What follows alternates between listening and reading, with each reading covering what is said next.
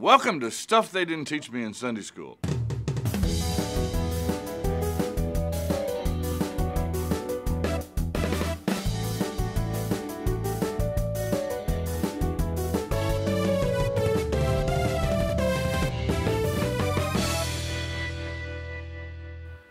Who designed your church? Unless it's been designed recently, you may well not know the answer to that. I couldn't tell you who designed my church, but I can tell you who designed one that's in Exodus chapter 25 and following. God designed the worship facility for Israel. And a whole lot of pages in the Old Testament, especially in Exodus and Leviticus and the early part of Numbers, are spent describing that worship facility.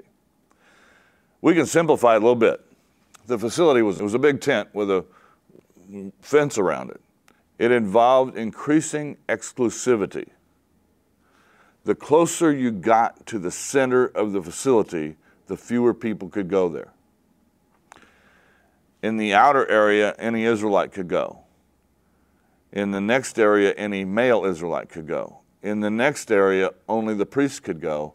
And in the Holy of Holies, that perfect cube in the back of the worship building itself, only the high priest could go once a year. We'll talk about that event in a future Stuff episode. An interesting feature of what's going on in this Exodus event, this description of this worship facility, is the role it plays in Israel's life. It sits in the very center of their camp. And there's instructions about which tribes camp around that worship facility.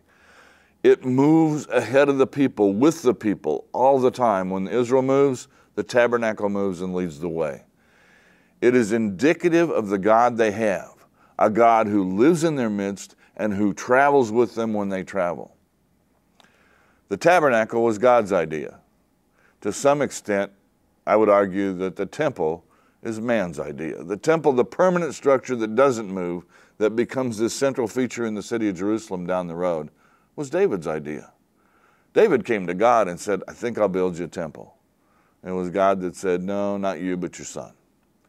But the tabernacle was more indicative of the God of Israel, living in the midst of his people and moving around with his people. When Jesus comes on the scene in John chapter 1, I don't think it's any accident that line in John chapter 1 said, the Word became flesh, and we translate it, dwelt among us. The Word is really tabernacled among us.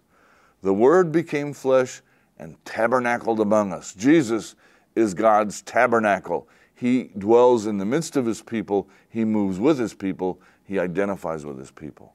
When Hebrews looks back on the perfect worship site and the one that it compares to Jesus and to the heavenly worship site, it doesn't go back to the temple. It goes back to the tabernacle, because that tabernacle was indicative of the God of Israel. We still have a God who's not confined to human spaces. He's a God that inhabits all of creation, and he lives among his people and moves with his people. And there was a day when he did that in the flesh in Jesus Christ.